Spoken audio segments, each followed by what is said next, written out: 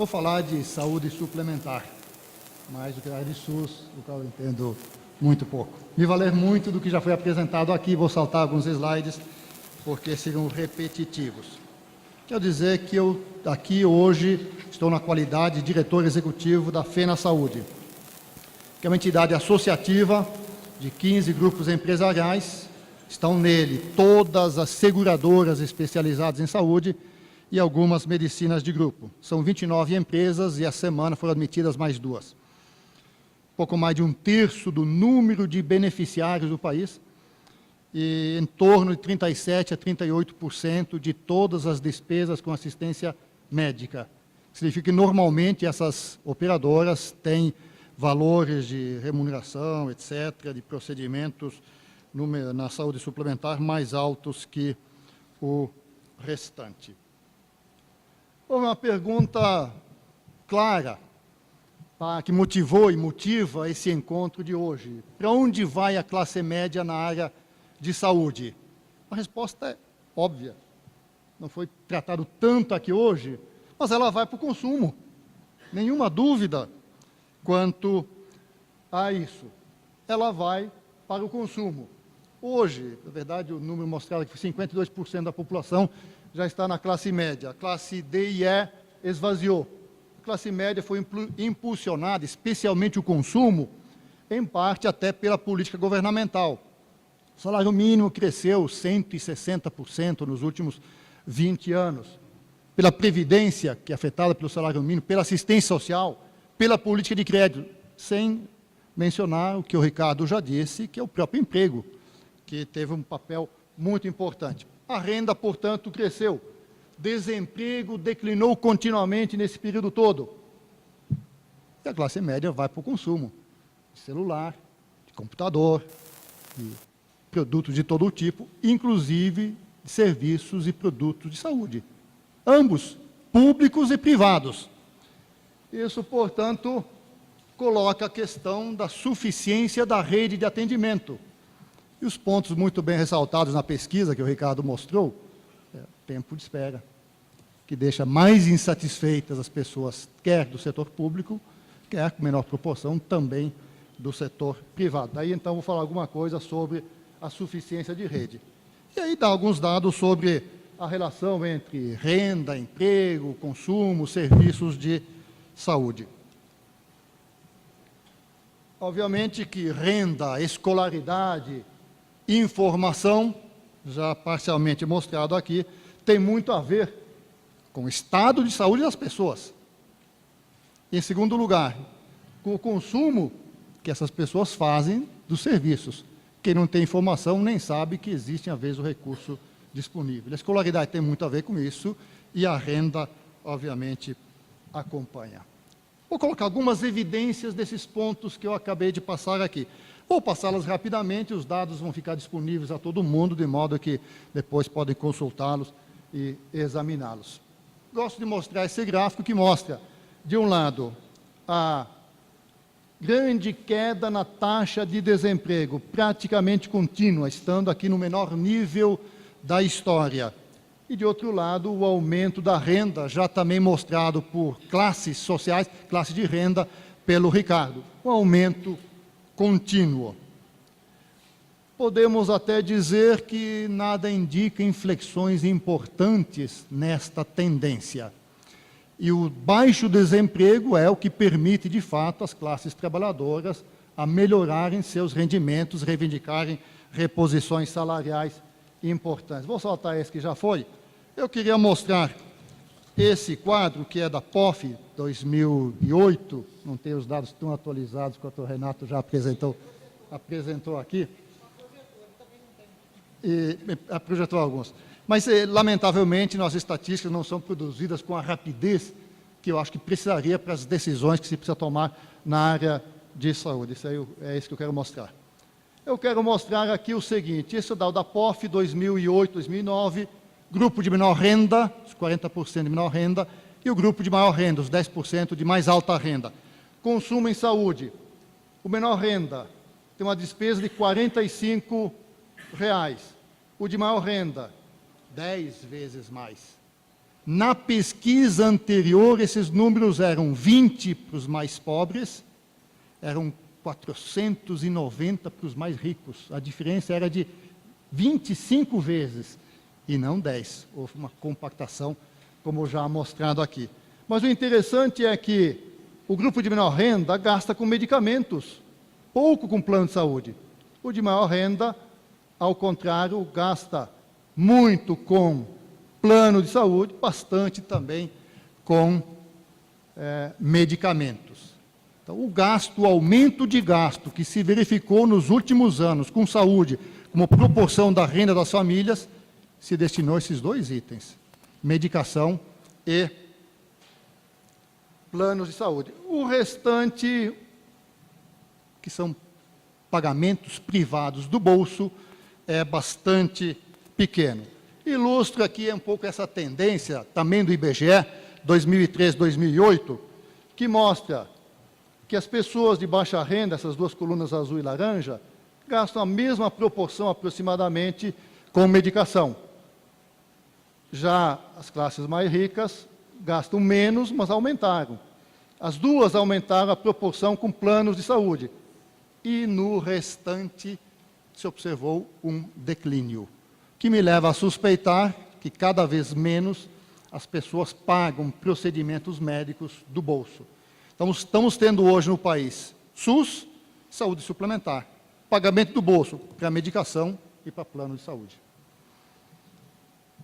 Aqui para mostrar a relação entre beneficiários, as colunas verdes, com o emprego formal. Os dois andaram bem juntos. De fato, quem cresceu em planos de saúde nos últimos anos foram os planos corporativos, planos das empresas, até para atrair e reter talentos no mercado de trabalho pressionado, com baixíssimo índice de desemprego, especialmente das pequenas e médias empresas. As grandes já tinham planos de saúde há bastante tempo. Mostro aqui uma outra relação para, nesse caso, o mercado americano. As duas linhas de cima mostram a tracejada laranja, é a linha da despesa americana com saúde. E a linha azul, no alto, é a linha do prêmio ou mensalidade dos planos. Andaram juntos como tinha que ser, não podia ser diferente, a menos que houvesse subsídios do Estado. A linha de baixo mostra o gasto do bolso, out of pocket, a linha azul. E a tracejada, a renda per capita. As pessoas gastam como podem e o que podem, lá nos Estados Unidos. Ok, queria passar agora alguns números sobre o mercado de saúde suplementar. Como está indo? Na verdade, sobre o conjunto da saúde suplementar, vou evitar a palavra mercado, que não é adequado se referir a ele nessa área de saúde. Mas tem os seguintes pontos aqui. De um lado, ainda a sociedade brasileira revela nas pesquisas, um desejo enorme por ter plano de saúde. Pesquisa feita há 2 anos, foi refeita agora, o resultado deve ser publicado semana que vem, mostrou que em 8 capitais brasileiras, regiões metropolitanas, ter plano de saúde foi o segundo objeto de desejo, atrás de cada casa própria. A diferença foi Rio de Janeiro, que a casa própria empatou com plano de saúde, e Manaus, que também houve empate. As pessoas desejam plano de saúde. Eu quero falar depois da estrutura e modalidades dos planos, o crescimento, a dispersão geográfica, a penetração por faixa de renda, perspectivas de renda e emprego pela frente, olhando um pouco para a questão da população. Aqui está um quadro que mostra, uma radiografia do setor suplementar. Na primeira coluna são as diferentes modalidades de operadoras, estão todas, são 6 modalidades. A coluna seguinte, a quantidade de empresas por modalidade. Ao todo, 1.320 operadoras com beneficiários. Coluna seguinte, a distribuição percentual de beneficiários e o total, que são 66,5 milhões, que dá em torno de 30 e poucos % da população. Em planos médicos, excluindo os odontológicos, estamos falando de 1/4 da população.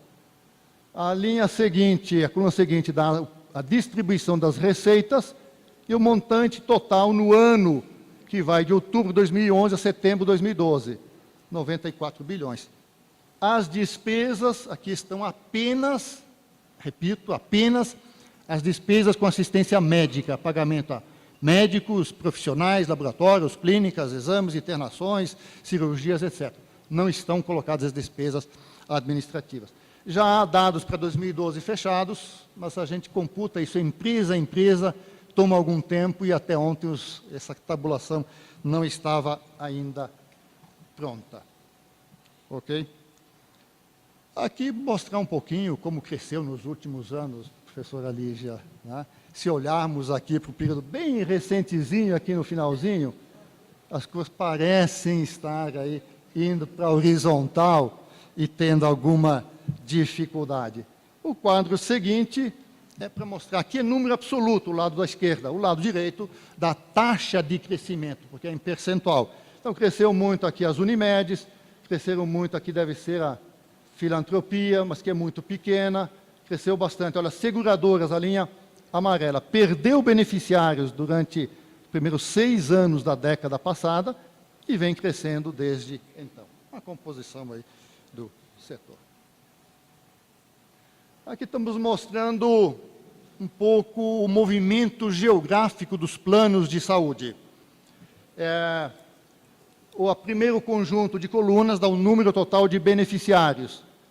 O Brasil cresceu 35% de 2005 a 2012. O número de beneficiários cresceu 35%, média de 5% ao ano, menos 2009, mais 2010, acompanhando o ritmo econômico.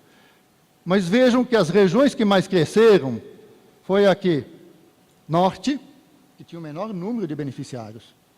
O Nordeste, segundo menor número. O Centro-Oeste, o terceiro. São Paulo, a região Sudeste, cresceu menos, Sul, um pouquinho menos também. Isso acompanhou o movimento do emprego.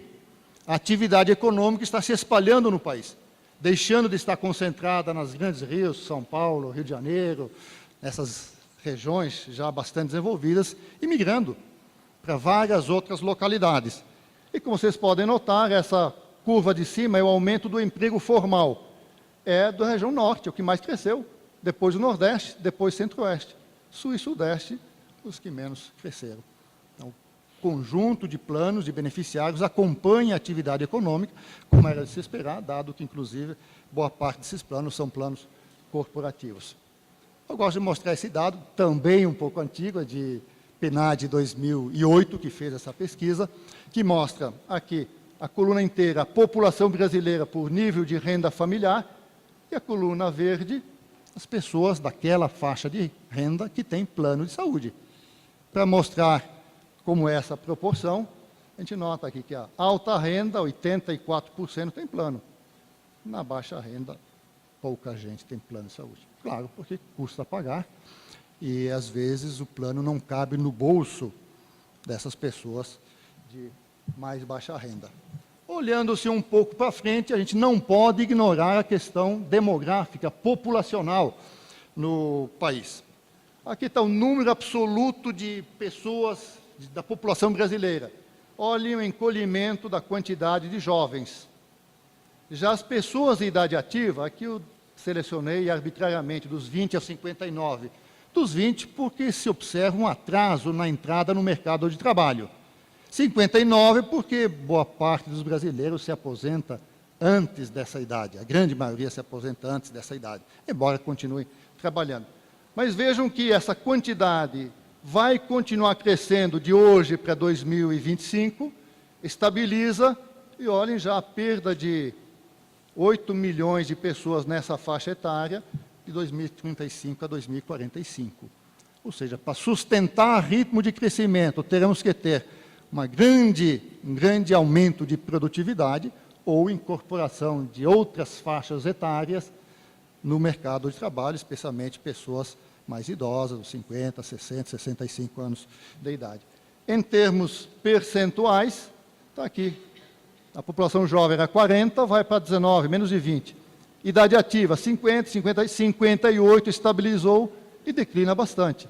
Já a população em idade ativa, acima de 60 anos, triplica em números absolutos e também em percentual. Isso sugere para nós todos, pessoas, gente que lida com o SUS, com os planos privados, que teremos carga de doença e, portanto, de despesa com saúde pela frente crescente. Temos que incorporar isso no nosso dia a dia. Vou abordar agora um pouco rapidamente a questão da suficiência de rede. É uma questão complexa, apenas suscitar algumas questões aqui e não exaurir esse tema, porque é bastante difícil. Fala então da infraestrutura, da produção assistencial e da frequência de utilização. E aqui vou traçar algumas comparações. Saúde suplementar, SUS, países mundo afora. Começo pela quantidade de leitos. O discurso que a imprensa apresenta sempre é: as operadoras venderam planos, não cuidaram de rede. Por isso o congestionamento. A interpretação, acho que a gente está dando aqui, eu imagino que deve seguir um pouco até das apresentações anteriores, é que tínhamos um grande conjunto de pessoas que pouco se valia do serviço de saúde, por diversos motivos, por desconhecimento, por baixa renda, por má informação, etc., que ascenderam ao mercado, público e privado. Obviamente, isso é percebido e o investimento vem. Então, se observarmos investimentos em hospitais, São Paulo, Rio, vários outros lugares, está crescendo bastante. Não é suficiente ainda. Mas eu queria notar que o número de leitos permaneceu estável nesses 7 anos, os disponíveis ao SUS diminuiu e os disponíveis ao setor privado encolheu. De que forma? Da seguinte forma: os hospitais filantrópicos e privados deixaram de disponibilizar leitos para o SUS e passaram a disponibilizar e a investir em leitos para a saúde suplementar no setor privado. Estou constatando, não estou passando nenhum juízo de valor de por que isso aconteceu. Ok? Eu gosto de apresentar esse dado, é um pouco provocativo, certamente, mas que é um dado feito pela Agência Nacional de Saúde Suplementar, que mostra os diversos tipos de equipamentos em saúde, a parte que é destinada ao SUS, verde, e a parte que é destinada ao setor privado. Em todos eles, exceto o pronto-socorro geral, a proporção destinada, disponível, aberta a planos de saúde do setor privado é maior do que a proporção de pessoas com planos de saúde. Aqui também outro exemplo gritante de desigualdade entre os dois sistemas. A disponibilidade de tomógrafos é a mesma, saúde e saúde suplementar, sendo que o SUS, a saúde suplementar, tem 1/4 da população. Em ressonâncias magnéticas, praticamente. Médicos, também. Mas vamos olhar a produção. Aqui está a produção, dado recentemente divulgado pela agência, da saúde suplementar. Quase 1 bilhão de procedimentos, 240 milhões de consultas, 2,5 exames por consulta. A taxa de realização de consultas, 5 per capita ano na saúde suplementar. Taxa de internação, 17. Esse dado me chamou muita atenção, porque o dado de 1 ano atrás era 14. Dado da FenaSaúde, que vou mostrar depois, é 12. Então, houve uma explosão na frequência de internações. Por quê? Está aí a pergunta. Aqui eu estou comparando taxa de realização de consultas. Esse dado é do ano anterior. Então, a taxa de realização de consultas em 2012 foi menor do que nos anos anteriores. Caiu bastante. Estava 5,6. No SUS, tirando a população que tem planos, fez menos, metade. O país desses que mais fez foi a Alemanha, quase 9. O que menos foi México, 2,9. O Brasil, desse ponto de vista da saúde suplementar, não está fora do padrão. O SUS está compatível, pelo menos, com nossos vizinhos latino-americanos. Quantidade de internações cirúrgicas, 1,5 milhão. Esses aqui são das associadas da FenaSaúde. 1,5 milhão de internações, por tipo, 12% a taxa, compare com os 14 que eu disse, com os 17 que eu mostrei do ano anterior. Eu queria ilustrar esse gráfico também, essa tabela, que mostra uns poucos procedimentos de alta complexidade feitos pela saúde suplementar. Nas internações cirúrgicas, 700 mil, 4 milhões no SUS. que dá uma taxa de 5,4 na saúde suplementar, 2,9, 3 na saúde pública. Cirurgias bariátricas, na FenaSaúde 5 mil, no SUS 5 mil. O setor de saúde suplementar aqui fez 30 mil cirurgias bariátricas no ano que passou. A tomografia, ressonância magnética, tomografia computadorizada. Vamos olhar as taxas diretamente aqui. 117 na saúde suplementar, compara com 4, 116 compara com 18. Aqui isso tem que nos colocar algumas perguntas, para as quais não tenho respostas. Eu as coloco a partir desse gráfico aqui. Eu comparo, dessa tabela, comparo taxa de realização de ressonância magnética mundo afora. Brasil, desta relação, é o que mais faz. Acho que isso tem que nos colocar a pergunta: estamos fazendo uma taxa correta? Ou talvez incorrendo em certos exageros? Ninguém do mundo faz tantas quantas se faz na saúde suplementar. A mesma coisa parecida com tomografias. Já a dispersão aqui é muito maior, desde 320 na Grécia, país que esteve nos jornais, continua, até Chile, que faz apenas 50. Ok? Não sei quanto tempo eu ainda tenho, mas vamos prosseguir. Então, crescimento das despesas com saúde. Então, estou falando aqui que o crescimento das despesas com saúde é uma tendência que eu chamo de secular, porque ela vem sendo observada há mais de 50 anos em todos os países, pelo menos, da OECD, da Organização para a Cooperação e Desenvolvimento. Só não se observa em países que ainda estão muito atrasados e que não têm sistemas de saúde e gastam muito pouco com saúde. E vou mostrar depois as fontes e usos. Para ilustrar o caso americano, a linha de baixo é o crescimento do PIB de 60 para hoje. Acho que é 188%. Já o gasto com saúde, 818%. Cresceu 5 vezes mais rápido nesse período, que levou os Estados Unidos a gastarem 5 na época em 60, hoje aproximadamente 18, pouco mais do que isso com saúde. Aconteceu em todos os países da comunidade europeia. Este é um outro exemplo rápido feito com uma amostra de 1.200.000 beneficiários individuais, beneficiários de planos individuais. A linha de cima é a linha do crescimento das despesas per capita pagas por esse conjunto de operadoras. E a de baixo, de IPCA. Olhem a diferença entre o IPCA e o crescimento das despesas com saúde. Eu devo dizer, para clareza, que nesse conjunto de planos estão muitos planos antigos. Se compõe meio a meio, plano antigo e plano novo. Plano antigo tem uma população que envelhece muito rapidamente. Plano novo, não há envelhecimento da população de beneficiários. Portanto, isso encarece um pouco. Mas, de todo jeito, a diferença é muito grande. É gritante. Vou traçar agora alguns dados econômicos do setor como um todo, da saúde suplementar. Esse conjunto aqui não é de toda a saúde, mas é de 700 e poucas empresas para as quais, nas bases de dados da ANS, há informações suficientes para computar essas rubricas. A receita total 2007 e 2012 cresceu 94%, mas a despesa cresceu mais rápido, 98,5%. Na despesa, é claro que essa diferença consumiu o resultado, que está colocado aqui embaixo. Na despesa, a que mais cresceu foi a assistencial.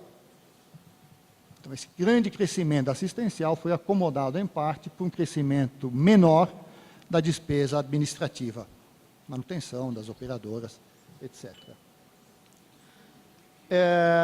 Eu queria dissecar um pouco mais essas informações. E juntei o mesmo tipo de dado para as associadas da FenaSaúde, que tiveram essas receitas aqui, com um aumento de 109. Cresceu mais rápido o conjunto das receitas das operadoras associadas à FenaSaúde. Mas as despesas, mais ainda. E as assistenciais, novamente, acima. Desdobrei as assistenciais, para ver qual deles está realmente empurrando os preços para cima. E aqui tem os exames, 136, as terapias, 144, e as internações, 215%.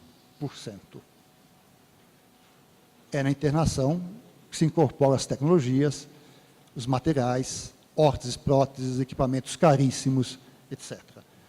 Acho que não é por outro motivo que, enfim, o Ministério até tomou medidas recentemente a respeito desse item. Uma composição de uma conta hospitalar do conjunto das operadoras. 18%, isso aqui é de 9 primeiros meses de 2012. 18%, 19% foi para honorários médicos, exames, terapias. Esses dois itens aqui. Materiais, medicamentos. Outros. Em outros, boa parte é órteses, próteses, materiais especiais. O que põe MAT, MED e OPME na linguagem do jargão e do setor, em mais de 50% da conta hospitalar. Aqui, em homenagem ao Balestrin, colocando os dados que são da ANAP, que mostra a composição de receitas e despesas do conjunto dos hospitais afiliados. Já tem 2011, não tive tempo de incorporar aqui, mas o que mostra aqui, enfim, os insumos hospitalares, que consumiam 44%, ou geraram 44% da receita em 2005, geram hoje 55% da receita. Da receita dos hospitais, que significa despesa das operadoras. Olhando para frente, nós estamos com o processo de envelhecimento, como eu já disse. Ele tem um impacto nas despesas com saúde. Se debate. A longevidade vem com a compressão da doença e o grande gasto nas imediações do óbito, ou vem alongando-se o tempo de vida e, junto com ela, o alongamento dos tempos de vida não saudável. Ou os dois talvez caminhem juntos. As evidências mostram que países europeus se observam países com a compressão da doença, com a dispersão e com a proporcionalidade. Para o Brasil, nós não somos ainda um país envelhecido. Vamos envelhecer rapidamente. Não temos muitos idosos na população. Vamos ter. Eu acho que é inevitável que isso traga conosco despesas com saúde, aumento. Fiz um exercício muito rápido, pegando aquele 1 milhão de beneficiários e computando despesa por idade. Se mudássemos a estrutura etária para colocar que teremos em 2040, teríamos gasto. Então, não estou fazendo nenhuma outra projeção. Mudando a estrutura etária, teremos gasto mais de 40% a mais. Esse é o impacto que nós podemos e devemos esperar do envelhecimento. Aqui eu estou, voltando atrás, eu estou mostrando, então, que a proporção de jovens cai muito. Estou mostrando jovens nos planos. Caiu porque caiu a população jovem. Idade ativa nos planos aumentou, porque também aumentou aqui. Nos planos, nas pessoas de terceira idade, aumentou sim, menos do que na população, porque o crescimento se deu com planos corporativos, que são de pessoas em idade ativa. A projeção, os jovens, estou olhando só a projeção dos idosos, de 10 para 27, de 20 milhões para quase 60 milhões. O importante é que em todas as faixas etárias, acima dos 60, há um aumento da concentração. E como as despesas acompanham faixas etárias, o aumento dos sexagenários, dos septuagenários, dos octogenários, vai ajudar a colocar as despesas de saúde para cima. Bem, diante disso, que caminhos temos pela frente? São as últimas considerações para a gente encerrar. Uma, temos que ter noção que as despesas crescem. Mas nós temos que sentar como espectadores passivos diante dessas tendências? Não dá para se fazer nada? É inexorável? Acho que o aumento, sim. O ritmo de aumento depende de nós, dos nossos comportamentos. Muito se falou aqui antes da promoção. Me pareceu que a sugestão era que se buscassem exames, se detectasse precocemente, porque com isso a recuperação é mais fácil, o custo é menor. Nada contra isso. Acho que tem um passo antes. A população que é saudável aos 20, gostaria de ficar saudável aos 80, aos 90. Para isso, ela tem que ter um conjunto de hábitos de vida que os acompanhe durante a vida toda. Com isso, ela tem vida mais longa e mais saudável. E até possível que caiam as despesas com saúde, ou que o ritmo de aumento seja menor. Aqui eu acho que é uma tarefa de todos nós, e especialmente do poder público. O conhecimento está dado, como demonstrado aqui. As pessoas sabem que caminhar é bom, que comer adequadamente é bom, mas não praticam. O desafio é como transformar esse conhecimento em prática. Acho que é um desafio grande e é para todos. É para pessoas, é para operadores de planos, é para a saúde do país como um todo. Um outro item importante, eu acho que se precisa discutir e avançar muito na cooperação público-privado. Não dá para imaginar que um desses dois sistemas possa atender a população de um país, de qualquer país. Grã-Bretanha, que tem um sistema de saúde público, pago por impostos, que atende bastante bem, elogiado, à semelhança do canadense, tem um número considerável de pessoas com planos de saúde. Nos Estados Unidos, que predomina o plano de saúde, o seguro-saúde, a tendência está sendo de aumento da participação do Estado. Como cooperarmos mais entre esses dois sistemas se tivermos a convicção que nenhum dos dois dá conta sozinho? Sempre haverá pessoas necessitadas, sem condições de pagar seus planos de saúde, vide a reforma Obama, e vão precisar de ajuda do Estado ou de um sistema público, solidário, etc. E sempre haverá pessoas de classes de alta renda que querem ter o seu apartamento privado, que querem ter o tratamento diferenciado, etc., etc. Então, vamos somar esforços. Acho que, nesse ponto de vista, as atribuições não estão bem definidas. Está muito claro que a SUS é tudo, para todos, e é de graça. Mas onde fica, então, a saúde suplementar? Como ela se encaixa? Nós a chamamos de suplementar, mas de suplementar ela não tem muita coisa, nem mesmo de complementar. Ela anda do lado, em paralelo. Há muitos espaços geográficos desse país que não têm equipamentos de saúde, nem privados, nem para o SUS. E talvez não justifique que o SUS tenha só para ele, que o setor privado tenha só para o setor privado. Acho que temos que botar essas questões na mesa e acharmos formas de viabilizar esta cooperação. Promoção de saúde, já falei. Financiamento. Se as despesas crescem e vamos consumir frações crescentes das nossas rendas com saúde, tem um problema de como financiar. No caso do SUS, ele vai exigir dotações crescentes do orçamento. E acomodar essa pressão por recursos maiores dentro do orçamento não é uma coisa fácil, porque já foi descartada aqui na apresentação aumentar impostos. Se não se aumenta impostos, se tira de qual outro ministério? De qual outra ação? Então, há aqui que se pensar, eu acho, numa reestruturação das despesas do setor público como um todo, para acomodar mais espaço para a saúde. Em particular, nós temos dois perfis diferentes e opostos ao longo da vida. Ao longo da vida, somos saudáveis até os 60, 70 anos, e as despesas com saúde sobem muito. Ao longo da vida, trabalhamos, temos renda. Lá, ao final, dependemos da aposentadoria, do INSS ou de patrimônio acumulado, no momento em que a saúde custa caro e, portanto, o plano também custa caro. Acho que temos que acoplar, então, a ideia de previdência com a ideia de saúde. Faça uma previdência durante sua vida de trabalho voltada para atenção à saúde, particularmente plano de saúde, quando você estiver fora do mercado de trabalho, porque você parou de trabalhar, já tem uma idade avançada e quer usufruir do restante dos seus dias. E, finalmente, se a conta que tem crescido tanto foi a conta hospitalar, e na hospitalar, materiais, medicamentos, órteses, próteses, materiais especiais, não é o caso da gente começar a pensar numa política de incorporação dessas tecnologias? A Grã-Bretanha tem, o Japão tem, o Canadá tem.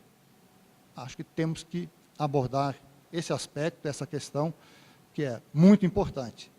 Nós, como consumidores, desejamos sempre o melhor, o que saiu ontem, que a televisão noticiou, que normalmente é muito caro, nem sempre é melhor para nós mesmos. Temos que ter um processo de aculturação, de educação e mais. Aquilo que vier para nosso benefício, porque reduz sofrimento, melhora diagnóstico, encurta períodos de recuperação, é desejado. Temos que ter a disposição de pagar, quer as operações sejam feitas pelo SUS, quer sejam feitas pelo setor privado. Muito obrigado.